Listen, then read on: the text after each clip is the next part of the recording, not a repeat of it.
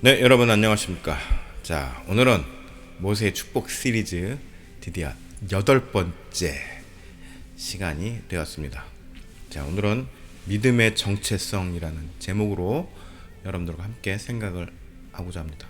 오늘은 신명기 33장 22절의 말씀입니다. 한 절이니까 같이 한번 읽어보겠습니다. 단에 대하여는 일러스되 단은 바산에서 뛰어나오는 사자의 새끼로다. 네. 자, 단지파는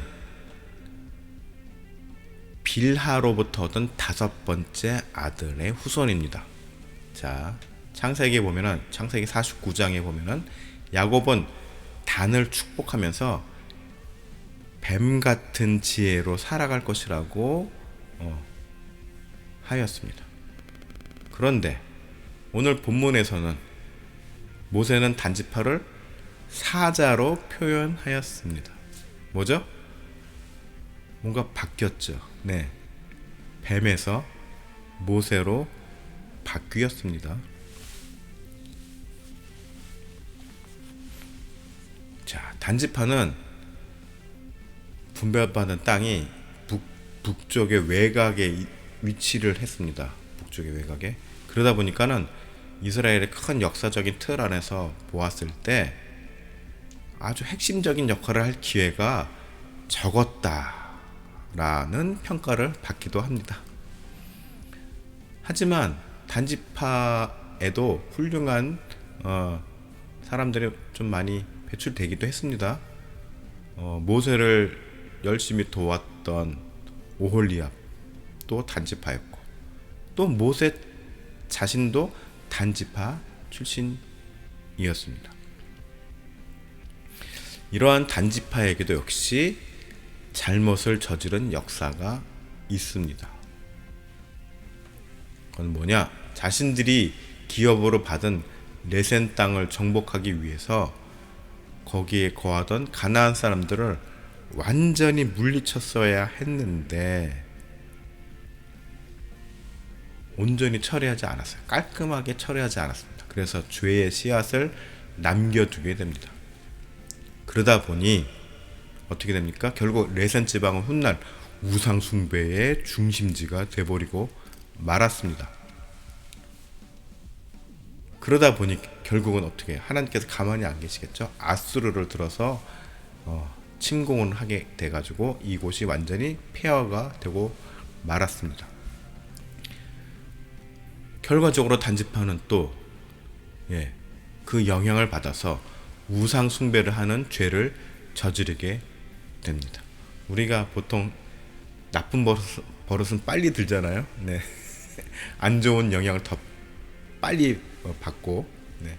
우리가 외국어를 배울 때, 뭐 영어를 배우든지 뭐 다른 나라 말을 배울 때 가장 빨리 쉽게 배우는 게 또 욕이라고 하잖아요. 네. 하여튼간 단지파도 그렇습니다. 자신들이 완전히 처리해야 될 가나안 사람들을 완전히 처리하지 않다 보니 그 죄의 씨앗이 커져서 결국에는 단지파까지 집어삼키게 된 거죠. 굉장히 우리들에게 시사하는 바가 큽니다. 전체적으로 성경이 바라보는 단지파의 역사는 좀 부정적입니다. 부정적인 평가를 받고 있습니다. 물론 단지파만 뭐 그런 것은 아니죠. 각 지파마다 과오가 다 있습니다. 그런데 그러한 와중에도 어느 지파는 축복을 많이 받고 또 어느 지파는 상대적으로 축복을 좀 덜 받기도 합니다. 왜 그럴까요? 왜 이렇게 다 고만고만해 보이는데 뭐 각 지파가 뭐 잘나봤자 뭐 유다 지파가 잘났으면 뭐 얼마나 잘났고, 네. 네. 그런데 어떤 기준점이 있을까요?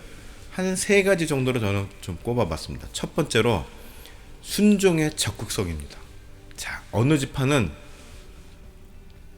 하나님의 명령이 떨어졌을 때 아주 능동적으로 적극적으로 순종을 하였습니다.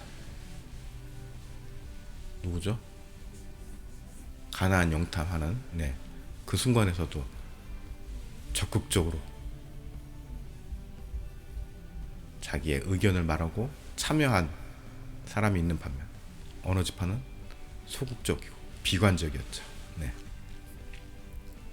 여호수아 칼렙이 아주 적극적으로 뜻에 따랐고 나머지 지파는 소극적이고 현실적이었고 비관적이었습니다.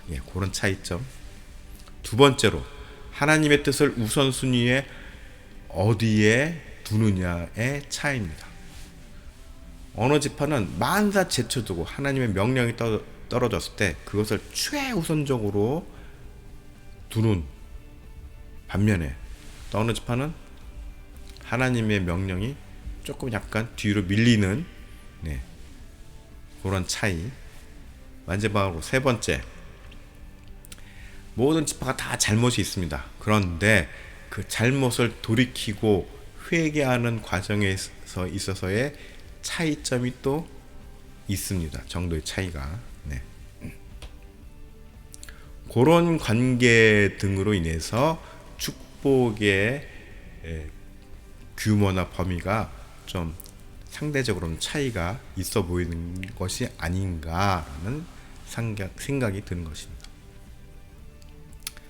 자, 물론 우리는 모두 다 하나님으로부터 기업을 받은 하나님의 자녀들입니다. 그렇죠? 자, 히브리서 6장 17절에 보면은 하나님은 약속을 기업으로 받는 자들에게 그 뜻이 변하지 아니함을 충분히 나타내시려고 그 일을 맹세로 보증하셨나니, 맹세하신다고 하였습니다. 기업을 받는 자들에게는 뜻이 변하지 않는다, 내 마음이 바뀌지 않는다는 것을 하나님 스스로 맹세하셨습니다. 하나님 자신은 굉장히 맹세하는 걸 좋아하세요. 약속하는 거 좋아하시고 계약 맺는 거 좋아하십니다. 딜하는 거 하나님 좋아하십니다. 그래서 저도 하나님과 딜을 했습니다. 그리고 성경에 나오는 모든 아브라함도 그랬고 모든 중요한 인물들이 다 하나님과 결정적인 순간에 딜을 하고 언약을 맺고 그 징표를 쌓고 그런 과정이죠. 이렇게 약속하신 하나님의 뜻은 변하지 않습니다. 문제는 기업을 받았다고 하는, 약속을 받았다고 하는 우리들 각자의 마음과 생각과 뜻에 차이가 있다는 점입니다. 그렇기 때문에 사람마다 각자의 그 삶의 열매가 다르고 결과가 달라지는 것입니다. 이제 모세의 축복 시리즈가 점점 종반으로 가고 있습니다. 정리해보면, 이 각 지파의 내용들을 정리해보면, 좀 돌아보았을 때 여러분들은 어느 지파의 성향과 가깝다고 생각이 드시는지요? 모르겠습니다. 나는 유다 지파 쪽의 성향인 것 같아. 나는 단지파 쪽인가? 이런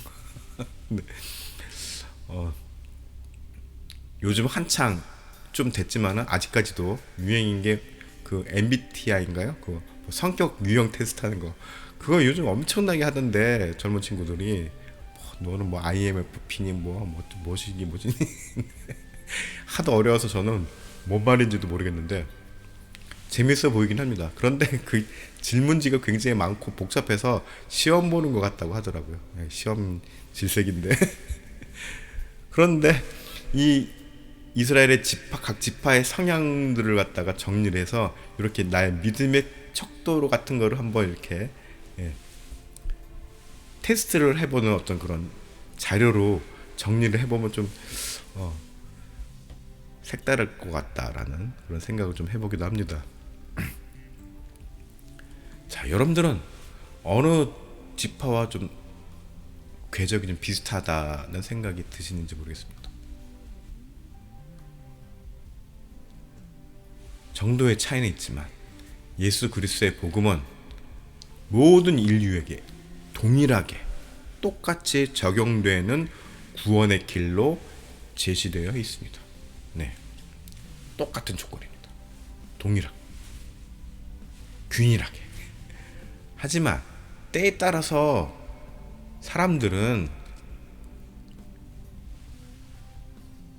사람들 중에는 복음 안에 충분히 녹아지면서 그리스도와 하나가 되는 삶으로서 구원의 길을 아주 온전히 가고 있는 그러한 사람들이 있는 반면에, 또 어떤 사람들은 복음을 그저 자기의 삶의 방편으로 이용하면서 살아가는 사람들도 있습니다. 그런데 불행히도 이렇게 삶의 방편으로 복음을 이용하며 살아가는 사람들은 구원의 길과는 점점 멀어져 갈 뿐입니다.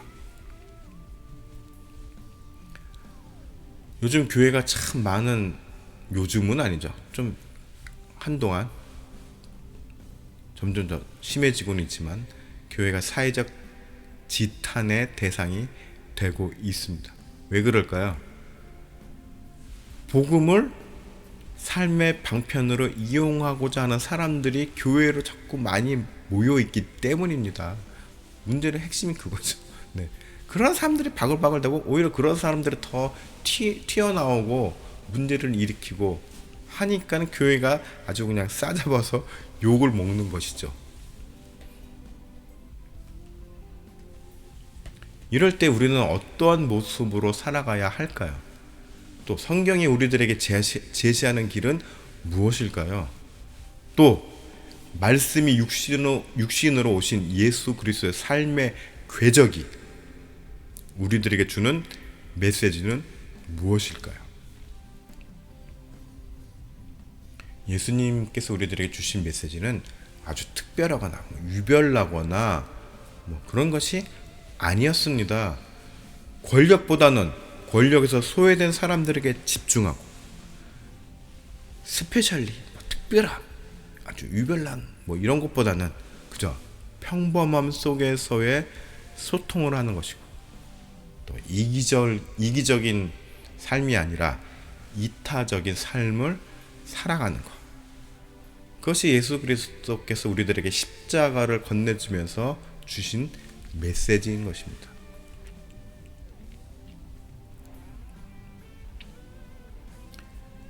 자, 오늘 단지파를 통해서도 우리가 알 수 있듯이 아무리 뱀 같은 지혜로움이나 어떤 치밀함, 치밀함이 있을지라도, 또 사자와 같은 용맹함이 있을지라도 그 사람이 하나님을 우선순위에 두지 않는다면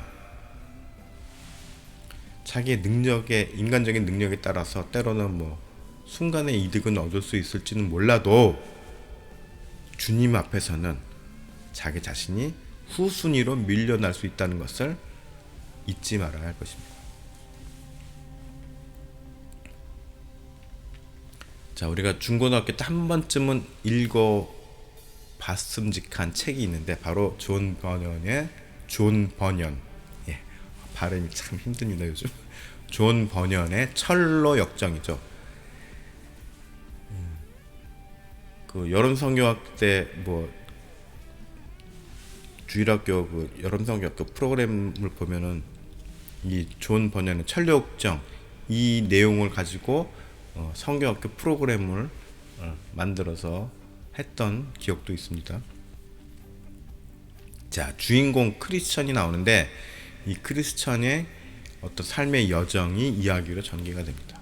자, 여러 가지 일을 많이 우여곡절을 겪고, 때로는 방황도 하고, 때로는 누군가의 설계하는 그런 유혹에 넘어가기도 하지만, 핵심은 그러할지라도 결코 여정의 길에서 완전히 이탈하지는 않았다는 점입니다. 조금 벗어날 수는 있어요. 그런데 다시 정신을 차리고 제 길로 돌아오고, 방향 감각을 잃어서 길을 잘못 들어섰어도 원래의 길을 다시 찾으려고 노력하였다는 것입니다. 이스라엘의 역사가 그래왔고 지금도 현재 진행 중이고, 지금 이스라엘의 역사는 현재 진행 중입니다. 네. 이스라엘이 진정으로 예수님을 복음을 다시 새롭게 받아들이는 그 때까지 이스라엘의 역사는 계속 진행 중입니다. 또 우리의 삶이 이 크리스천과 같은 삶이죠. 네.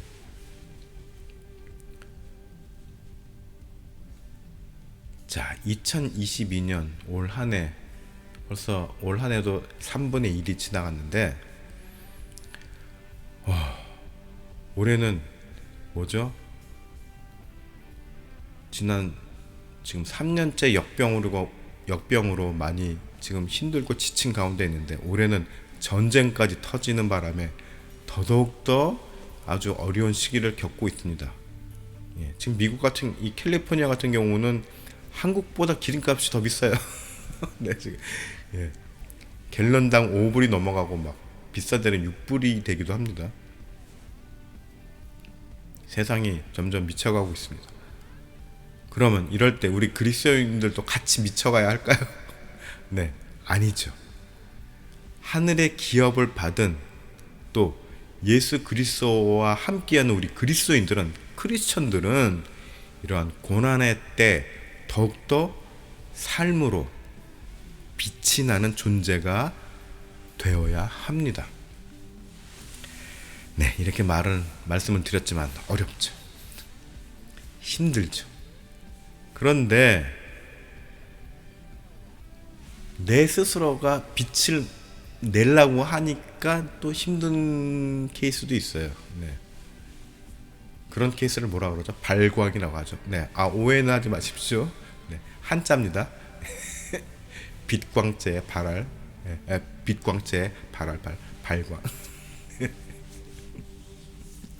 네. 내 스스로 빛을 내려고 하면 발광이 됩니다. 그럼 어떻게 해야 될까요? 예수 그리스도의 빛을 우리가 온전히 투과시키면 되는 것이죠. 네. 물론 그렇게 투과시키는 것 자체도 쉽지는 않습니다. 왜요? 예수님의 빛이 온전히 나를 엑스레이처럼 투과가 되려면 내가 나의 모습을 내려놓아야 하는 것입니다. 그래야지 빛이 추가되죠. 내가 나의 아집과 나의 독선과 내 삶의 철학으로 꽉 차 있으면 뭡니까? 예수 그리스도의 빛이 절대로 투과될 수가 없겠죠. 없겠죠가 아니라 없습니다. 투과되지 않습니다. 그렇기 때문에 내 속의 모든 것을 비워야만이 예수 그리스도의 빛이 투과가 되게서 빛을 발할 수가 있는 것이죠. 그것은 곧 우리가 그리스도인으로서의 정체성을 잃지 않는 것과 연결이 되기도 하는 것입니다. 자, 천로역정에서 크리스천이 온전히 그 여정을 가기 위해서 때로는 용기를 내기도 하였습니다.